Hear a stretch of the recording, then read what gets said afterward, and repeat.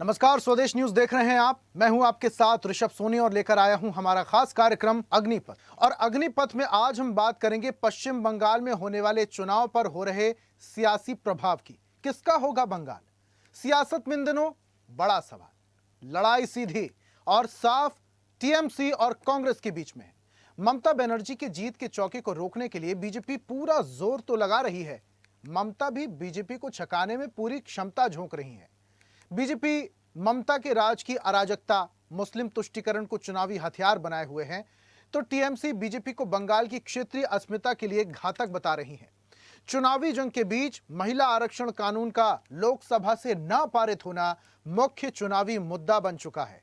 BJP महिलाओं को सीधा संदेश देने की कोशिश में जुटी है कि टीएमसी समेत सारे विपक्षी दल महिला विरोधी हैं। पीएम मोदी संसद में बिल गिरने के बाद पहली बार बंगाल पहुंचे तो उनका भाषण इसी पर फोकस रहा। प्रधानमंत्री ने आरोप लगाया कि तृणमूल कांग्रेस 2029 में महिला आरक्षण देने के लिए विधेयक को पारित करने से रोकने में कांग्रेस के साथ शामिल रही है।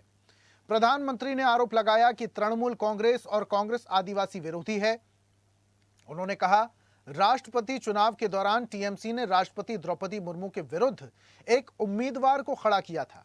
तृणमूल और कांग्रेस को महिला सशक्तिकरण विरोधी बताया। इस मुद्दे का चुनाव में कितना असर होगा, बीजेपी के लिए यह मुद्दा कितना मददगार होगा, इसी पर आज हम करेंगे चर्चा। लेकिन उससे पहले सुनते हैं कुछ प्रतिक्रियाएं। सुनिए। याद रखिए, बंगाल में बीजेपी सरकार मतलब महिलाओं की खुशहाली। महिलाओं की खुशहाली ये मोदी की गारंटी। आने वाले कुछ घंटों में वोट पड़ने वाला है। टीएमसी के भय को भगाने के लिए वोट पड़ने वाला है। आपका वोट बीजेपी की सरकार लाने के लिए है। बंगाल के युवाओं की आंखों में जो सपने हैं उनको देखकर आपको वोट डालना है। মহিলাদের 33% রিজার্ভেশন নয়, মহিলা বিলের নামে তার মধ্যে 541টা 43টা সিট বাড়িয়ে 850 মতো সিট করতে চেয়েছিল। দেশটাকে ভাগ করতে চেয়েছিল, ভঙ্গ করতে চেয়েছিল। আমার এখানে ইলেকশন থাকা সত্ত্বেও আমাকে ওরা 20 জনকে পাঠাতে বলেছিল, আমি 21 জনকে পাঠিয়েছিলাম নির্বাচনের ক্যাম্পেইন ছেড়ে দিয়ে। তার কারণ আমরা কাল বিজেপিকে পরাস্ত করেছি, মোদির পতন শুরু হয়েছে এবং আগামী দিন জেনে রাখবেন বিজেপি হাঁটাবো। বাংলাকে টার্গেট করলে আমরা দিল্লিকে টার্গেট করি।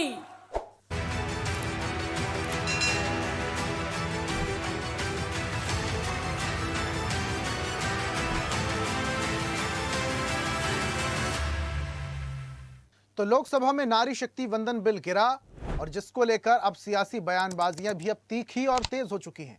यह बिल जो गिरा है, इसका असर कहीं ना कहीं विधानसभा चुनाव में जरूर पड़ता हुआ दिखाई दे रहा है। पश्चिम बंगाल इस बिल गिरने के बाद प्रधानमंत्री मोदी पहुंचे और उसके बाद कई सारे आरोप लगाए। सबसे बड़ा आरोप यह था कि विपक्ष में जहां कांग्रेस इस नारी शक्ति वंदन बिल का विरोध कर रही थी, उसका साथ देने के लिए टीएमसी भी आगे थी। यानी टीएमसी भी महिला विरोधी है, ये कहने का मतलब था प्रधानमंत्री का। और दूसरी तरफ विपक्ष के भी कई सारे आरोप थे। इसी पर आज हम बहस भी करेंगे। कुछ मेहमान हमारे साथ जुड़ रहे हैं, जल्दी से परिचय करवा देते हैं। बीजेपी नेता हमारे साथ नवीन मिश्रा जुड़ रहे हैं। नवीन जी, बहुत स्वागत करता हूं आपका। कांग्रेस का पक्ष रखने के लिए हमारे साथ स्वामीनाथ जायसवाल जुड़ रहे हैं। स्वामीनाथ जी, आपका बहुत स्वागत करता हूं। और टीएमसी के नेता भी हमारे साथ मोहम्मद एहतशाम उल हक जुड़ रहे हैं। एहतशाम जी, आपका भी बहुत स्वागत करता हूं।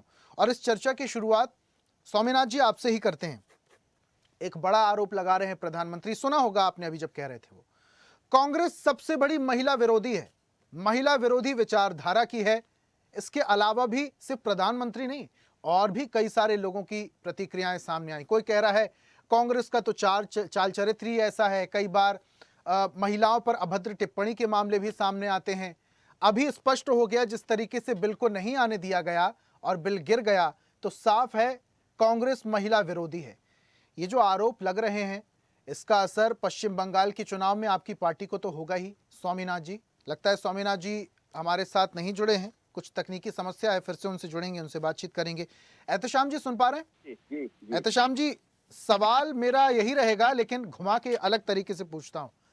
मोदी जी कांग्रेस के साथ साथ आपकी पार्टी पर भी निशाना साध रहे थे। वो कह रहे थे कि जब विपक्ष विरोध कर रहा था तो महिलाओं के विरोध में टीएमसी भी साथ दे रही थी कांग्रेस का।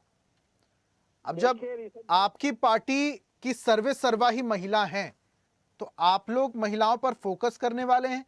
ये जो बिल गिरा है इसके बाद पश्चिम बंगाल की राजनीति में असर तो होगा ही, और फर्क टीएमसी को भी पड़ेगा।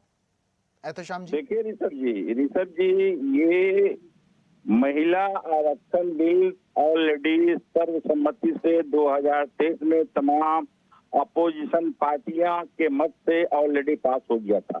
543 सीट अभी मौजूदा था हमारे पास। जी। अगर इनको समझ लिए महिला की जो बात करते हैं और महिला आरक्षण की बात करते हैं, 33% इनको तो वहीं पे देना चाहिए 543 सीटों में से।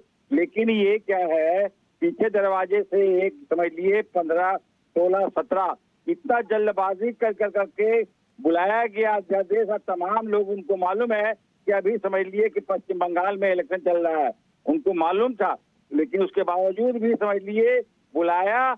तो ये तो गिरना ही था, इसलिए कि गिरना था। ये भारतीय जनता पार्टी में एक बात ऋषभ जी मैं पूछना चाहता हूँ कि 240 मौजूदा भी इनके पास एमपी है।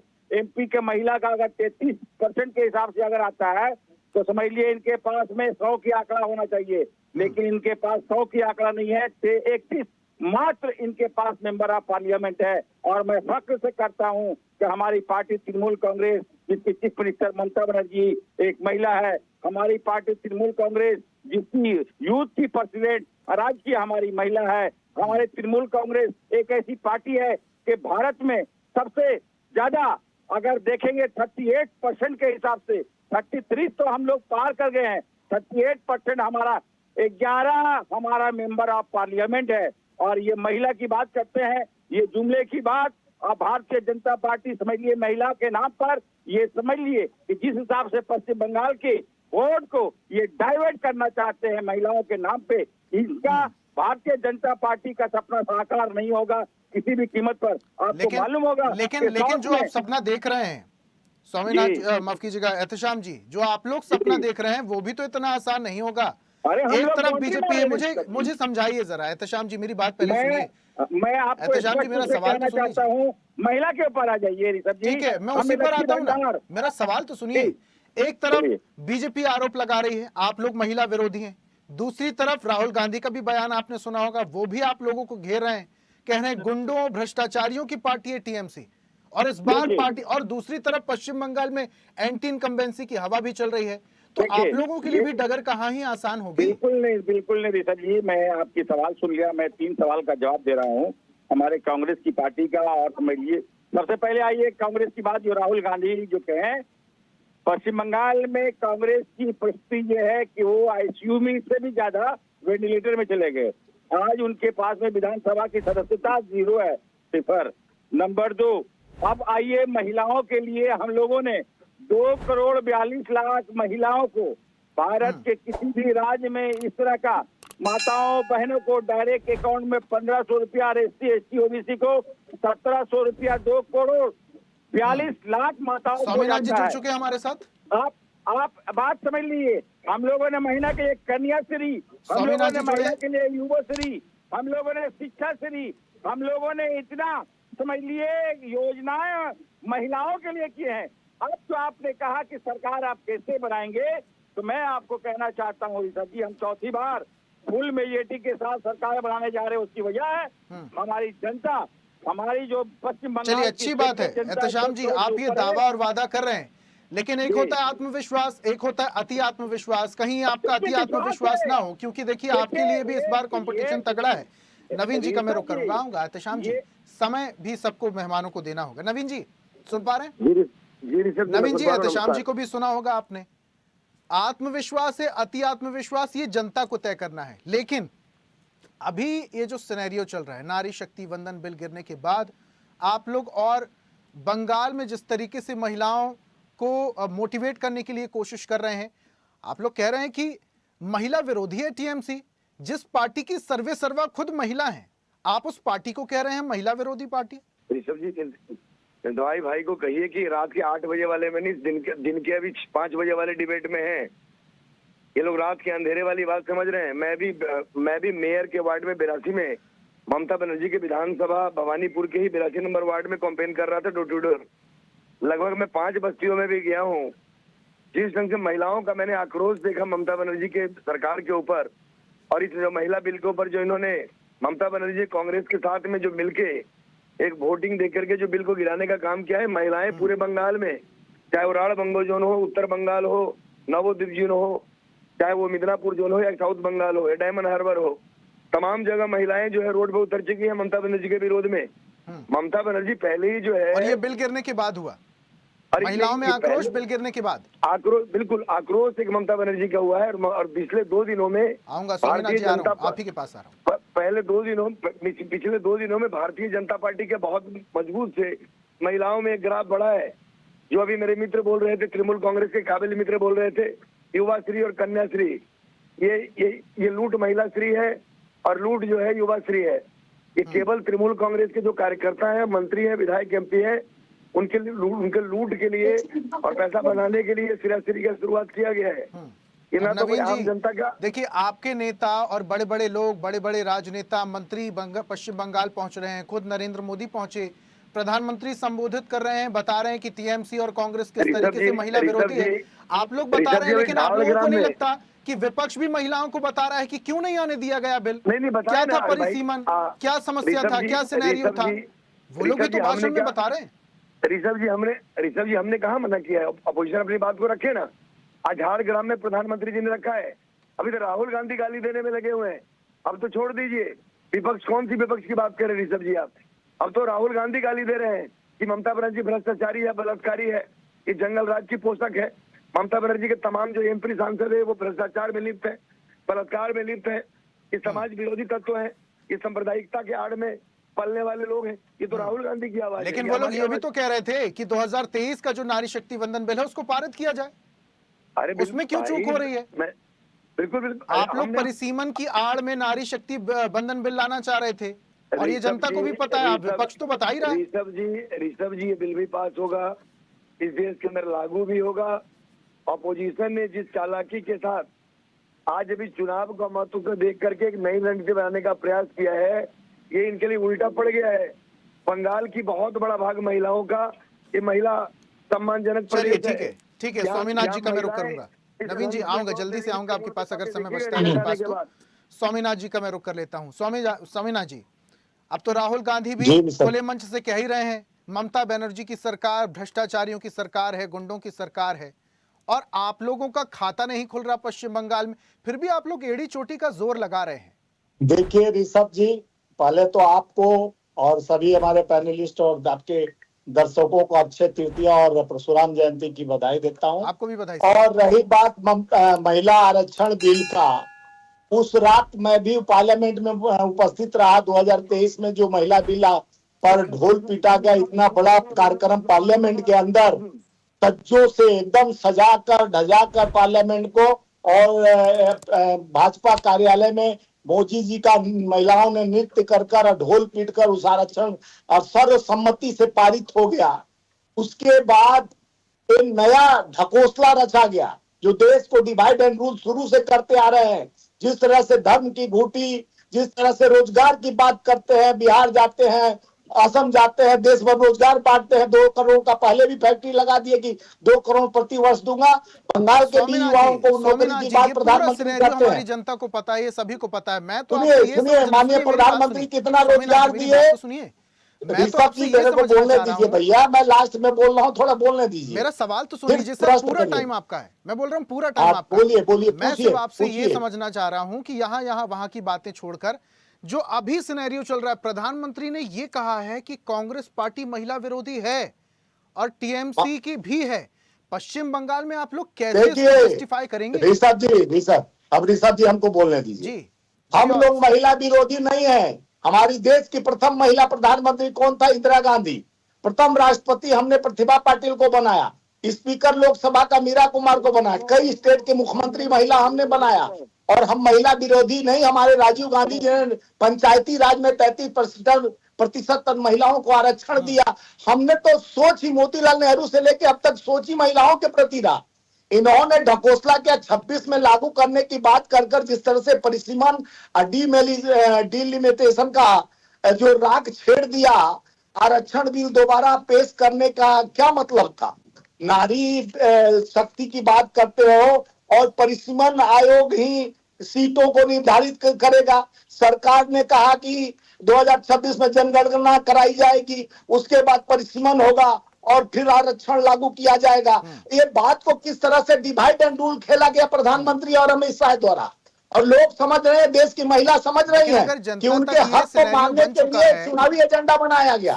ये चुनावी बिल था, ये महिला का बिल का, जो महिला का खुद ही सम्मान नहीं करते हैं, जो खुद ही अपने, हमारी यशोदा बहन भी सोच रही है कि हमें कब सम्मान मिले। ये चक्र को हम लोग तोड़, जनता और महिला समझ रही है कि ये लोग राग अलाप कर जिस तरह से आज कांग्रेस को देश के सामने बिल की भ्रूण हत्या कर दी, मोदी जी कह रहे हैं काला दिवस के रूप में मनाया जाएगा। हमारे राहुल गांधी जी के घर घेरने को महिला भाजपा के लोग पहुंच गए। अरे भैया, हम लोग सबसे ज्यादा महिला का सम्मान करने, भारतीय जनता पार्टी के ऐसे लोग नहीं है कि रमन्ना जैसे लोग बलात्कारियों का हाथ पकड़ के प्रधानमंत्री प्रचार करने पहुंच जाते हैं बलात्कारियों का। इनके यहाँ ब्रिजभूषण जैसे रहते हैं, इनके यहाँ उत्तर प्रदेश में एक एमएलए एमपी या मंत्री जो महिलाओं का शोषण किए हैं। ये बलात्कारियों के विषय में कभी वो पहलवानों के साथ जो हुआ उस पर एक शब्द नहीं बोले। जो उत्तर प्रदेश में गरीब और बेटी का हत्या कर गया बलात्कार करके, वो उसके विषय में नहीं बोले। ये महिला सम्मान की बात करते हैं, महिला आरक्षण की बात करते हैं, जिनके मुंह से अच्छा नहीं लगता है। ये महिला आरक्षण नहीं दे रहे, बिल नहीं दे रहे थे, ये लोगों को धोखा देने का काम कर रहे थे। महिला आरक्षण देश को झूठ बोला जा रहा था। अरे भाई, तुम्हारे बीच में नहीं ना बोला, सुनने का थोड़ा सा धैर्य रखो भ्रष्टाचारियों, सुनने का धैर्य रखो। कि आगे भी किसी महिला का सम्मान है क्या? जब मोदी जी अपने बीवी को आज तक आरक्षण नहीं दे पाए, अपने मैडम को भी घर में जगह नहीं दे पाए, देश की महिलाओं को क्या देंगे? चुनाव भी लड़ रही है, असहज महसूस कर रही है मालदा में। अरे महिला आरक्षण बिल एक धोखा के साथ लेके आया गया, जो 2023 में ढोल पीटा गया। ये जब सर्वसम्मति से बिल पास हो गया, ये नया ढकोसला, नया परिसीमन के साथ जिस तरह से रेस में इसको जनता को कैसे समझाएंगे स्वामीनाथ जी, क्योंकि इसका असर तो चुनाव में पड़ेगा और पिछली बार की तरह इस बार भी कहीं ना कहीं दिक्कत आपको होगी। हो गई है। देखिए ऋषभ भाई, अब महिला हमारी देश की समझ गई है कि 10,000 रुपया में वोट खरीदता है भाजपा। बिहार की महिला भी समझ गई थी, बंगाल का बहुत समझदार महिला है। और जिस तरह से आप 9,000 में असम में खरीदने पहुंच गए, आप पैसे का और अपने चुनाव का। ठीक है स्वामीनाथ जी, कितनी सीटें आ रही हैं कांग्रेस की, कितनी सीटें आ रही पश्चिम बंगाल में, मैं ये जानना चाह रहा हूँ। या आप कहेंगे सरकार बन रही है? पर लड़ रहे हैं, आ रही है, जा रही है, वो नहीं बता रहा हूँ। हमारे कार्यकर्ता, हमारे गरीब कार्यकर्ता, आंकड़ा तो बता सकते हैं। देखिए टीएमसी, दिया गया है। स्वामीनाथ जी, टीएमसी कहती है हमारी सरकार फिर से बनने जा रही है। नवीन जी भी अभी बोलेंगे कि हमारी सरकार बनने जा रही, बहुमत से बनने जा रही, और आंकड़ा देखे तो भी चौंकाने वाला है। देखिए कोई पार्टी, सुनिए ऋषभ भाई, सब पार्टी अपना अपना दावा करता है, दावा को छोड़ता है। आप भी दावा कर दीजिए स्वामीनाथ जी, 4 तारीख को कांग्रेस भी दावा कर दे। सब समझ में आ जाएगा कि कौन सरकार। स्वामीनाथ जी, भारतीय जनता पार्टी, स्वामीनाथ जी, कांग्रेस भी दावा कर दे कितनी सीटें आ रही है। अब वो जनता तय करेगी, जनता जनार्दन है, जनता जानती है। चलिए ठीक है, किसके हाथ में और ठीक है, आंकड़े नहीं बता पा रहे हैं स्वामीनाथ जी आप, और किसके 10, 20, 50 कुछ तो आंकड़ा दीजिए। बताएंगे कांग्रेस और आंकड़ा पे हम नहीं जीते हैं। चलिए ठीक है, चलिए ठीक है, ठीक, लास्ट कमेंट में जल्दी से ले लेता हूँ, लास्ट कमेंट में ले लेता हूँ जल्दी से। नवीन जी आऊंगा मैं, पहले लास्ट कमेंट एहतशाम जी से। एहतशाम जी लास्ट कमेंट। डगर इतनी आसान नहीं होगी। नारी शक्ति बिल अधिनियम को लेकर जिस तरीके से सिनेरियो बन रहा है, प्रधानमंत्री कह रहे हैं आप लोग महिला विरोधी हैं। ऋषभ जी, मैं बोलूं? जी सर, बिल्कुल आप ही को बोलना है। अरे नवीन जी बोलने तो दीजिए। एहतशाम जी प्लीज। मिश्रा जी बैठे हुए हैं, ये जो व्रत वगैरह करके बैठे हुए हैं कि हम जो है सरकार बनाने जा रहे हैं, उनका पॉलिटिक्स लगा हुआ देश का, उनका सपना साकार नहीं होगा। दिल्ली में इन्होंने वादा किया था हमारे माताओं बहने से कि आप हमें सरकार रहने दिए, हम 2,500 रुपया कर करके महिला को अकाउंट में देंगे, लेकिन दिल्ली को ही माताओं को नहीं मिला है। और आज ये परिस्थिति है कि बिहार में जब इलेक्शन हुआ, इन्होंने 10,000 रुपया महिलाओं को कहा दिया अकाउंट में, और उसके बाद में वोट ले लिया, और उसके बाद में जो महिलाओं से तगादा हो रहा है कि 10,000 हमें लौटा दीजिए। तो हमारे माताओं बहनों बिहार की क्या कहें, उन्होंने कहा कि हम 1 पर लौटाएंगे 10,000 रुपया, हमारे वोट लौटा दो। तो ये धोखेबाज पार्टी है, भारतीय जनता पार्टी है, धोखे देकर करके आज बिहार से महिला माताओं बहनों को 10,000। जी त्रिमूल को मित्रों को बोली थोड़ी पानी पी के तब बोले ना, आवाज नहीं आ रही है ठीक से। अरे यार सुनिए यार, आपसे ज्यादा बोलना जानते हैं मिश्रा जी, आप थोड़ी पानी पीजिए, एक घुट पानी पीजिए जायसवाल जी। बोल नहीं रहा हूँ, मैं आपके बीच में नहीं बोल रहा था, मैं खामोशी से सुन रहा। मेहमान है वो हमारे। अभी इससे क्यों मिश्रा जी? जायसवाल जी आप मेरे मित्र हैं, एक गिलास पानी पीजिए आप। मिश्रा जी आपका सबका सहकार नहीं होगा। चलिए ठीक है, लास्ट कमेंट में ले लेता हूँ नवीन जी से। लास्ट कमेंट एहतशाम जी, समय की पाबंदी है मेरे पास। लास्ट कमेंट नवीन जी। जी जी नवीन बिल्कुल जी, बिल्कुल आसान आपके लिए भी नहीं होगा, भले ही पिछली बार के मुकाबले आंकड़े इस बार पिछली बार के मुकाबले की अगर मैं बात करूं तो मजबूती तो दिखाई देती है आपकी पार्टी में, लेकिन विपक्ष भी एड़ी चोटी का जोर लगा रहा है कि क्यों नहीं आने दिया गया नारी शक्ति वंदन अधिनियम। ऋषभ जी, नारी शक्ति बिल का विरोध करके ये साफ सुसिंदर वाला हाल हो गया कांग्रेस तृणमूल का। अब ये खिसियानी बिल्ली खंबा नोचे वाला हाल है। जो हमारी थोड़ी मिली कमियां थी, ये बिल गिर करके हमारी सरकार बना दी है। 4 तारीख को पश्चिम बंगाल में एक मजबूत 200 सीट लेके एक मजबूत सरकार हम बनाने जा रहे हैं पश्चिम बंगाल में। आज पूरे बंगाल में महिलाओं की हुजूम जो है भारतीय जनता पार्टी के मीटिंग मिचिल में और उनके कार्यालय में लगी है पूरे बंगाल में। आप सारे चैनल को उठा के देखिए, आज महिलाओं का किस से हुजूम पूरे बंगाल में भारतीय जनता पार्टी के कार्यकर्ताओं के साथ, उनके नेता, उनके कैंडिडेट के साथ हो गया है। ममता बनर्जी महिला हो के महिला की इतनी बड़ी विरोधी है, सोनिया गांधी और प्रियंका गांधी केवल महिला है पूरे देश के अंदर कांग्रेस में। इसलिए महिलाओं के ऊपर अत्याचार करने वाली दोनों पॉलिटिकल पार्टी महिलाओं के सम्मान की बात ही नहीं कर सकती है। इसलिए इनसे आशा ही नहीं देश की महिला करे कि कांग्रेस या तृणमूल कभी महिलाओं को सम्मान, आरक्षण और बराबरी का अधिकार इस देश के अंदर देगा या स्वामीनाथन जी, आपको बता दूं स्वदेश न्यूज को सच का चैनल है और हम कोशिश करते हैं कि जनता तक सच पहुंचे। और पश्चिम बंगाल में जिस तरीके से राजनीतिक बयानबाजियां हो रही हैं, ये भी जनता तक पहुंचाना हमारी ड्यूटी है। हालांकि देखिए दावे अलग अलग हैं। अब नारी शक्ति वंदन बिल अधिनियम डाउन होने के बाद, गिरने के बाद जो स्थितियां, जो परिस्थितियां पश्चिम बंगाल में बन रही हैं, उस पर सबकी निगाहें हैं। आप सभी मेहमानों का हमारे साथ जुड़ने के लिए, चर्चा में शामिल होने के लिए बहुत बहुत धन्यवाद। तो आज हम बात कर रहे थे पश्चिम बंगाल में चुनाव नजदीक हैं और जिस तरीके से लोकसभा में नारी शक्ति बिल गिरा, उसके बाद सियासी बयानबाजियां तेज हो चुकी हैं। प्रधानमंत्री मोदी खुद पश्चिम बंगाल में पहुंचते हैं, बोलते हैं टीएमसी महिला विरोधी है, और दूसरी तरफ टीएमसी भी मोर्चा संभालने में पूरी तरीके से जुटी हुई है। लेकिन इस बिल गिरने के बाद पश्चिम बंगाल के चुनाव में क्या परिवर्तन आएगा, ये आने वाली जनता तय करेगी। आज की खास पेशकश में फिलहाल इतना ही। देखते रहिए स्वदेश न्यूज, सबसे पहले देश। और ऐसी ही ताजा खबरों के लिए लाइक, फॉलो और यूट्यूब पर सब्सक्राइब कर बेल आइकन जरूर दबाइए और हर अपडेट के लिए विजिट कीजिए स्वदेशलाइव.com।